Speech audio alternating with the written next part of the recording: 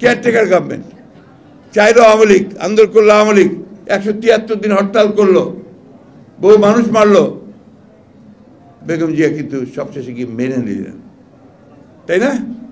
কেন মানলেন? যে এটা না করলে আরো রক্তপাত হবে এবং ক্ষতি হবে, এবং অনেকেই দেখলো যে এই সিস্টেমটা খারাপ না, যার ফলে কি হলো, যার ফলে দেখেন ওইটা মেনে নেওয়ার পরে আমরা হেরেছি, তারপর ইলেকশনে কিন্তু 116টা আসন পেয়েছি, বিরোধী দলে গিয়ে 116টা আসন পেয়েছি। তাই আমি যেটা সবসময় বলি, পার্লামেন্টারি ফর্ম অফ ডেমোক্রেসি অনেক সমস্যা তৈরি করে, এটা ঠিক, কিন্তু at the same time parliamentary form of ডেমোক্রেসিতে এই সুযোগটা আসাটা হাসিনা ছাড়া, ফ্যাসিজম ছাড়া আসে না, যে আপনার ওখানে একদম চরম একটা স্বৈরাচার সৃষ্টি হবে। হাসিনা তো এসছে একটা ফ্যাসিস্ট হিসাবে, আমাদের দুর্বলতার সুযোগ নিয়ে, বাংলাদেশের রাজনীতির দলগুলোর দুর্বলতার সুযোগ নিয়ে এসছে, এবং আমরা প্রতিরোধ গড়ে তুলতে পারিনি বলে এসছে। কেন আমরা পারলাম না? কেয়ারটেকার গভর্নমেন্ট যখন বাতিল করে তখন এমন একটা আন্দোলন করে সেটাকে ব্যর্থ করতে পারিনি, তো এটা তো সত্য নাকি অসত্য নাকি? তাহলে আমরা অনেকেই বলি এমন অত্যাচার, পুলিশের অত্যাচার, সব কিছু, হ্যাঁ অত্যন্ত সত্য কথা। আমি 10 বার জেলে গেছি, সবাই জেলে, যারা আছে কি জেলে কম গেছে এমন নাই।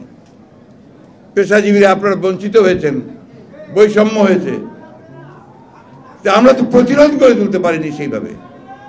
মিটিং করেছি, আন্দোলন করেছি, সব কিছু করেছি, কিন্তু ফাইলের ধাক্কা দিয়ে তাকে সরাতে পারিনি, তাই তো নাকি? পেরেছি নাকি? কি জাহিদ ভাই বলেন? পারি নাই।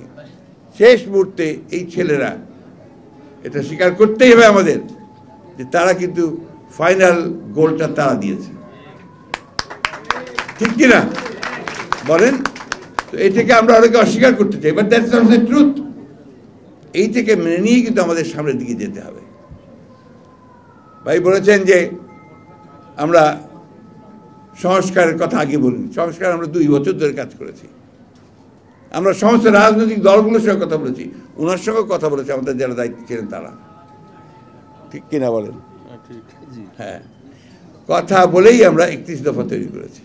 প্রথমে ছিল আমাদের 27 দফা, আমরা এরপরে বললাম যে 27 দফা পরিবর্তন হতে পারে যদি কারো কোনো দফা থাকে, এরপরে অন্যান্য দলগুলো আরও দফা এসছে, আমরা 31 দফা তৈরি করেছি। এই 31 দফা আমি মনে করি যে যথেষ্ট বাংলাদেশের রাজনীতিতে সংস্কার নিয়ে এসে একটা সুস্থ রাজনীতি সৃষ্টি করার।